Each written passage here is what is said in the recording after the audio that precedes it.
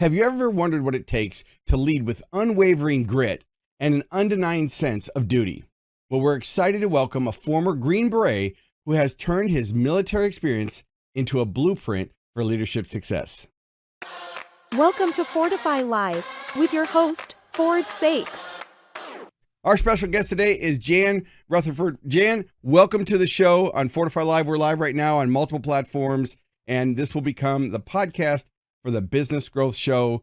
So, I started out with a teaser talking about leadership and grit and a Green Beret. Just give me a little bit about your story. How did you get from that to, having your own leadership podcast and helping audiences inspire with leadership? Yeah. Well, Ford, thanks for having me on the show. I know who your guests have been, so I'm really, really honored to be here. I was a Green Beret a long time ago. I was just a 17-year-old kid that was sort of rudderless. And I knew I didn't want to go to community college. I couldn't afford to go to a real college. And I went to a recruiting station in Miami, and I actually told the recruiter I wanted to join the band. And they'd never had anybody come in and say, I want to join the Army band. So they put me on an airplane, first time I'd ever been on an airplane, and I flew to Fort McPherson, Georgia, tried out for the Army band. I did okay. And on the way back on this airplane ride that I thought was the coolest thing ever, I just went, I'm a good musician, but I'm not great. I don't have innate talent. I'm just going to work my butt off. I'm probably going to end up being a poor musician. And I was only 17. I get off the plane, the recruiter's there, and he's like, you ready? You ready to sign? Because they had quotas. And I said, I'm not going to do it. And he goes, ah. And I said, but I really like medicine, and I would really like to jump out of planes. Can I do that? And he said, yeah, you need to go special forces. And I said, I don't want to be a military policeman. And he goes, no, special forces is the Green Berets. And he shows me a brochure. And these guys all had biceps like this, and they were in a raft, and they had their faces painted with camouflage. And I'm like, I weigh 101 pounds. I cannot do that. And he looked me dead in the eyes and he said, yes, you can. And he said, but one problem. You've got to gain 2 pounds because you have to weigh at least 103 to get a doctor's waiver to jump out of planes. Otherwise, you'll hit the side of the plane when you jump out. So I got up to 109, joined in January of my senior year. When I went on active duty 2 weeks after graduation in July, I weighed 114. And I went through, and I had a whole bunch of people saying I'd never make it, and a few people saying you can do it. And I just persevered. I think about more in hindsight that I didn't achieve it as much as I survived. I didn't quit because I just, I visualized putting on that beret one day and being proud of myself. And in hindsight, it's the best thing I ever did because that crucible, that severe test that we face them all the time, mentally, physically, emotionally, spiritually. If you don't embrace the suck, that test and figure out how do I get through this? How do I figure out what my character is and my virtues, my vices, and get through that. I think you're treading water. So anyway, that's the story. Well, it gives you a solid background for leadership. I know in organizations today, they're struggling with, high turnover, how to engage the staff, how to find, attract, and retain and engage their staff, how to find and attract and engage their customers and their clients, how to grow the bottom line, how to grow top line revenue, how to lead, even if leadership isn't your title, right? And so, I know you've had your own podcast for years, and we've interviewed a lot of the same people too, and inspire audiences. And so, what are you seeing as some of the top challenges in leadership today with this rapid change that we're all in? Yeah. Well, that's a great question, and it's a hard question. I just was recently in front of about 30 or 40 SEALs that were in Denver, Colorado on a tour of businesses, and they're about a year from getting out. and they wanted to know, hey, what's out there? And some of the leaders that got up in front of them said, we need leaders just like you. You guys are SEALs. You know, you've been there, you've done it. And one of the gentlemen raised his hand. He said, what's leadership look like to you? I mean, you know, what is it that you need? And it came for my turn to answer it. And I said, you know what? I've worked with a lot of executives. I worked with a lot of veterans transitioning out. I'll tell you what, and it's what we all need all the time, is to work on our own self-awareness, and not navel gazing and saying, hey, this is who I am, but to really, really, truly understand one's effect on other people through our responses to them. You know, little things like, you know, when people walk in the office, are you doing this? Yeah, what do you need?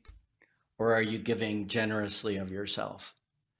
You know, if you interrupt someone in a meeting, how's that make people feel? And do you have the emotional wherewithal to regulate your response to deliver what's best for a team, and set aside your own pride and ego and the need to be right all the time? And the executives that I work with, most of them are okay, pretty good at leading their teams. Many of them are not good at leading sideways and up. Many of them do not have the power and influence they need to really lead their team of direct reports. They can't clear obstacles, they can't provide resources, they can't sway, they can't change things at the organizational level. And their team wants them to have power, but they're so busy in the weeds and micromanaging that they don't take the time to develop really trusted relationships at the top. And again, self-awareness. Yeah, I think I've struggled with that over the years. You know, in business, I've said this many times on episodes. You know, people are good at one of three things.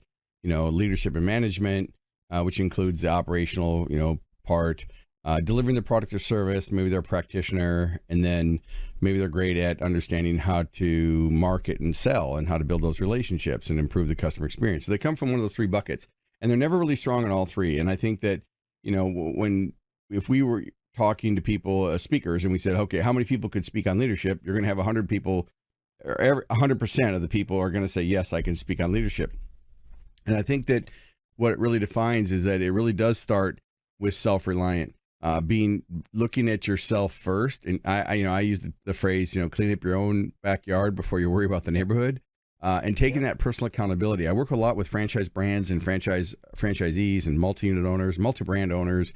And, you know, you can tell the ones that are really successful. Whenever I interview the leadership staff of a successful company, you can tell they all are on the same page. They have alignment with their goals, their communication. They have standards, conditions of satisfaction of what's acceptable, what's not acceptable. And they've created a culture of communication where everybody understands what success looks like. So it's a lot easier for the team to self-police what's acceptable, what's not. The biggest challenge for me are the organizations where they are telling me all the reasons why the team isn't working and why it's other people's problems. Or if I do a 360 with their team and the staff and even managers. And these are people that sometimes have been with a company, you know, 5, 10, even 20, 30 years. And so you hear this, you can hear their language pattern. You can tell how they think based on what they say and how they act, but they're not aware of what they're doing. When you work with a company like that or an individual, how do you get them to look in the mirror and realize that it's not everybody else? Maybe the one common denominator is them. Yeah, it's a great point. I was doing a workshop this week and it came up. I put somebody in the hot seat, you know, to do a little coaching, and you know, where you constantly ask, what's the issue? What's the problem? What's the challenge? And oftentimes, you know, what you'll hear is, oh, should I fire my COO? Hey, I've got somebody that's not performing. And I'll ask 3 questions. 1, does that person absolutely know what the expectations are, both in terms of production, results, and behaviors aligned with core values? 2, do they know where they stand with you? They're meeting, not meeting, or exceeding expectations? No, because they're too busy. They don't have the time for them, because everything's a status meeting. And 3, does a person that you're talking about understand the consequences? how their role fits in the organization, how their performance helps the organization, how their non-performance hurts the organization, and ultimately, do they understand, hey, their position is at risk if they don't meet expectations? 9 times out of 10, people go, yeah, I got some work to do. I'm like, yep. So you've got this person that's a difficult employee or somebody not performing, but it's you. And if they're not performing, you're not performing. So you've got some work to do. And part of it is, it goes back to time management. Let's look at your calendar. How much time are you spending one-on-one with people? And oftentimes I hear 5-10% of their time, 5 or 10%. And that 5 or 10% is status meetings. Where are you at with this and this and this? Where are you at with this and this and this? It's not developing people. It's not asking, hey, what do you wish you had more time to do? What are you avoiding? What are you trying to get done in the next 90 days? What's the thing that'll provide the greatest return on time, energy, and dollars here? We're not having those conversations. We're not asking questions. We're not helping people self-discover. Okay, so I was actually taking some notes. I want to make sure I capture this because this is sage advice. I've heard a lot of leadership experts talk about leadership, but I like it when it's tactical and practical. So one, have you set clear expectations? I heard the third one, which is where do they stand? Clarify the second one again for me. Well, that's the second one. The second one was where do you stand with me? Okay. Yep. The third one is, do they understand? Are there consequences? Consequences. That's right. Yeah. And that's the thing. You know, people will say, yeah, they're not hitting it. Well, what's resulted in that? Nothing. And we had somebody on the podcast recently who said, hey, your culture becomes the worst behavior you tolerate. You know, I've always said, hey, You've either got a culture by design or by default. If there aren't consequences, it's like kids running around in a restaurant like maniacs. It's not the kid's fault. You know, the parents tolerate all kinds of bad behaviors, and there's no consequences. And we do the same thing in the work world, especially with people being right and running roughshod over folks and not really, you know, as Stephen Covey would say, seeking first to understand where people are coming from. And, you know, now that we've got all these different people in the workforce and different values and things, you know, it's incumbent on us as leaders not to blame and say, you know, gosh, this darn generation. It's, you know, how do we influence people? How do we inspire them so that we have real commitment and engagement, not just compliance? We know, I mean, most people, a lot of people don't like their job. They don't like their boss. They don't find purpose and meaning. Great leaders don't tell people what the purpose and meaning is at the company. They help people find their own individual purpose and meaning for being there. And, you know, my big thing is, boy, we've got to really, as leaders, help people understand that work isn't just a transaction that we're going to trade time for money. But if we're working, we are helping someone in some way. I mean, it doesn't matter if we're picking up garbage, making a bed, waiting a table, you know, being a mid-level manager. We are helping people, and we've got to help people get back to that. And you know, and maybe with that will be a little bit more kindness. Yeah, I you know, when I look at everything through my lens of the marketing lens, right? My two strengths were delivering whatever the product or service was. I'm an inventor and blah blah blah. And then I also really focused. I've really been passionate about, you know, what makes the behavior of someone to add value, make a profit. How do you communicate value, create value propositions, and all those things where I really specialize in.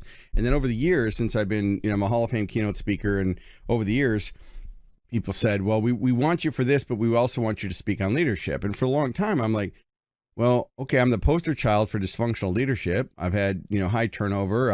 I'm a driver. I exhibited all the negative behaviors that you've talked about in my career, and, you know, very transparent here on this episode to say it. Yeah. But I'm also aware, you know, over the past, you know, 30 years, because I've been in self-development, I understand that it starts with me. And so ultimately I first say I'm responsible for everything in my life. Something goes great, it was me. And if it didn't go great, well, it's me. And then I have to self-reflect on that. So I have high self-awareness, which has helped me to improve my leadership and sway more from, okay, I'm strong in this area, but how do I get strong in this area? And it's interesting because simple concepts like situational leadership, right? When I Mhm. first got that concept, and that's a concept from the 70s for those of you listening or watching. A concept is basically, in short, situational leadership is where you're not treating the person based on the person, you're treating them based on the situation. So some people might be really skilled in one modality, and you can just delegate, and they can just take care of it for you. And then other tasks or strategies or tactics have to be explained and coached. So there's that situation, right? And so I didn't understand that. If I found someone who was competent to do one thing, then I would delegate everything, and I would delegate Yep. without the details, and then I would wonder why it didn't work, and then I would complain about it, and then when it didn't work, but there was never any consequences. So it wasn't a simple formula of I didn't set their expectations for sure. I didn't ever really let them know where they stood with me because it was always status meetings because that's Yeah. all I knew. Because even the people that I work with as a keynote speaker and a consultant, they're not always trained in leadership. Yeah. I mean, you learned a lot of the leadership lessons innately, and then obviously going through and becoming a Green Beret, you're going to learn discipline and consistency as a Yeah. Green Beret. And now you're taking those lessons in a practical, tactical way that's timely, topical, and relevant to audiences. And when I say audiences, I'm talking, strategy, consulting, whatever modality you're using, including your books. And so I just think it's really important that what do people have in their success library? Yeah. And now I know you've got a new book coming out, right? Yeah. Yeah. Yeah. Coming out in August. Yeah. Becoming a self-reliant leader. How teams, how discipline, duty, and forge indomitable teams. All right. So a couple questions. Is it Yeah. available on your website yet? Yep. It is. Okay. They can For pre-order it. pre-order. Okay, Yep, perfect. pre-order. All right. Yep. So for those And of you, just to check in with everybody, if you're listening to this on the Business Girl Show podcast, this is Jan Rutherford. He's the founder and author of a few books on leadership. But the key point is you can visit him at self-reliantleadership.com. So self-reliantleadership.com, and that's Rutherford. Great last name, by the way. Anyway, Jan. So, and I keep on wanting to call him Jan because, I have guests that are Jan. So it's fine. We talked about it. So here's a question for you. So now hearing what you've heard, first of all, sage advice. I really like guests like you that I mean, when I'm taking notes, for those of you not looking at the camera, I'm actually taking notes because I'm thinking to myself, how can I apply it? And I want our listeners to do the same thing. Wherever you are in the journey of your career, you can always better your best.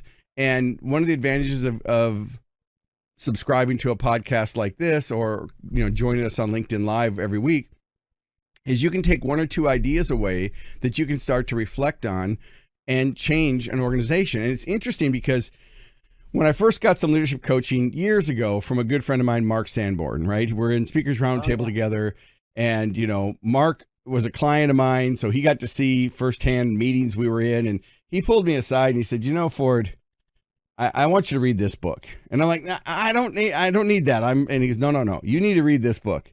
And I read the book, and then I read his next book, and I'm like, okay, maybe I have some work to do, because at the time as a young entrepreneur, I was thinking it was everybody else, right? It was, no, it's not me. I'm fine. I'm the boss. I'm the CEO. You need to do it. And I'm sure some of our listeners can relate, maybe in a company that you work with or your leadership. And that's when I found out that there really was a big difference, Jan, between culture, leadership, management, team building, communication, and change. Like there's all these different modalities that are completely uniquely different. And then you add on the different generations, and then you add on the different personality styles. And so you've got this puzzle of, soup or a stew with all these different things. And it really takes a leader to be, I think, like you said, self-aware and self-reliant, and then the ability to influence others. Yeah. But I had a mentor say to me once when I started teaching at the University of Colorado MBA students. I was, fairly young still. And he grabbed me by the forearm and he goes, leaned in, he goes, are you ready to face your own hypocrisy? You think you can teach leadership, huh? And every time I'm in front of a group, every time, even now, it's like, I'm facing my own hypocrisy because I'm going to talk about things that I'm still a work in progress at. But, to me, I've in both my books, I've really broken leadership down to three pillars, if you will. The leading, again, leading self, that's that self-awareness. That's that discipline. that self-discipline to really understand your effect on other people, and to have some sort of grit, some perseverance, because ultimately all we really control is our response to other people and our time. That second pillar is really about leading others. And most people would really talk about accountability, but accountability takes like 1 second. Either you did it or you didn't, to this standard or not. The expectation takes a lot of time, and that's the part that gets short shrifted. We don't spend the time really making sure somebody understands what we're asking of them. And the third is leading an organization. And that really is about creating focus and alignment, and really figuring out what the big levers are at the organizational level: structure, people, incentive, processes, systems. And that you can't pull or push one lever without messing with them all. And ultimately, what CEOs realize when they're leading the organization, they've got these big levers to adjust the environment, is it comes back here. I've got to lead myself.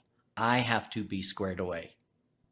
I've got to get up earlier. I've got to sacrifice. I have to be great mentally, emotionally, spiritually, physically. I have to do that. And I will have to sacrifice, because this leadership at the end of the day is about serving other people. I mean, that's why we do it. We raise our hand and we say, I will do more. I will take on more responsibility, not because it's more money, but because I think I can help people. I can develop them. And, if you're not willing to sacrifice, then that shouldn't be a pursuit. Again, that's where a lot of organizations get it wrong. They really mix up performance and potential.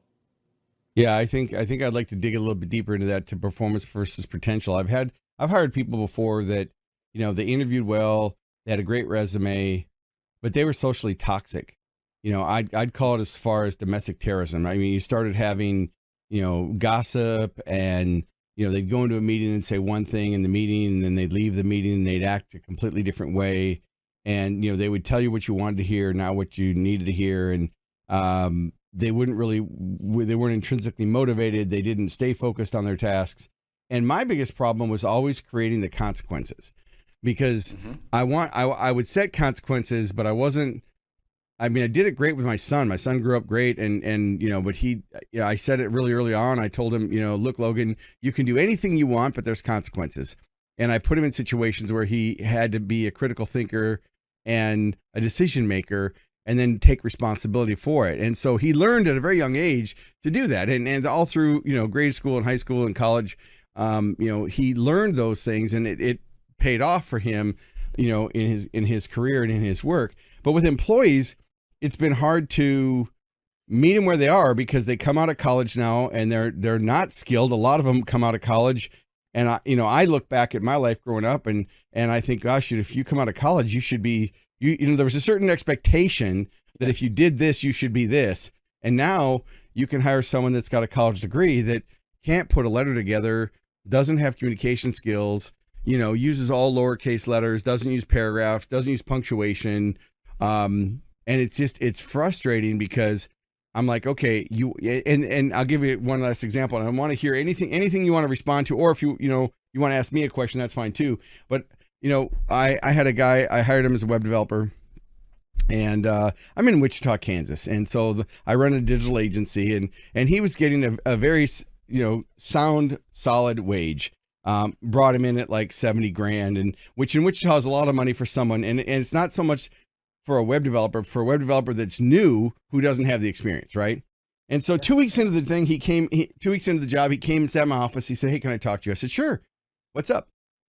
And he said, "Well, I was Googling median income for web developers, and I found on like Glassdoor or whatever it was, that the median income should be closer to 125, maybe even 150,000. So look, I'm not asking for that, but I think 100,000 is very reasonable." And I'm thinking to myself, he's 26 years old, does not have a clue that he doesn't know what he doesn't know, has on a scale of 1 to 10, his experience is a 2. I hired him because I needed somebody, and it was the best I could get in the pool of, everybody else was in another country and they wanted remote, and I wanted a person that would come into the office every day. So the reason I'm telling you this is I was sitting there in front of this person thinking, I just need to fire this guy right now. He's so confused. But I know that other business owners feel similarly when they hire someone that, a new broom sweeps clean. They look really good in the beginning and then they turn south. So is it a problem of not hiring the right person or not setting up the right culture? I mean, I'm just curious what your thoughts are. Well, I think there's two things you can't develop in other people, or I would say it's really hard. One is drive, ambition, and the other one is curiosity. I think everything else we can develop. But I think when it comes to, selection, I kind of go back to, the special operations community. They're not looking for the best people. They're looking for the right people. And Right. if we're good at articulating what we value, then we can put that into observable behaviors. We can figure out how do we ask questions that will give us a history of someone. I interviewed somebody to help me out with some things, and I said, hey, one of the top things I need is responsiveness. This person said, I'm a parent. Here's the hours I work. I don't check. I leave my phone at home, and that's fine. That's not a fit. I mean, because responsiveness is a controllable, and personally, I don't see a wall between work and my life. I mean, my life is my work is my life. I mean, it all blends together. My clients are my friends are my clients, and it's all blended together. And I'm really lucky because I don't have a job or a career. I have a calling, and I'm really fortunate. And that's what I hope for with my clients, that this good life that we all want to live is not something in the future. Because we don't know. I mean, the future is not guaranteed. I mean, That's for sure. We got to figure out what a good life is today.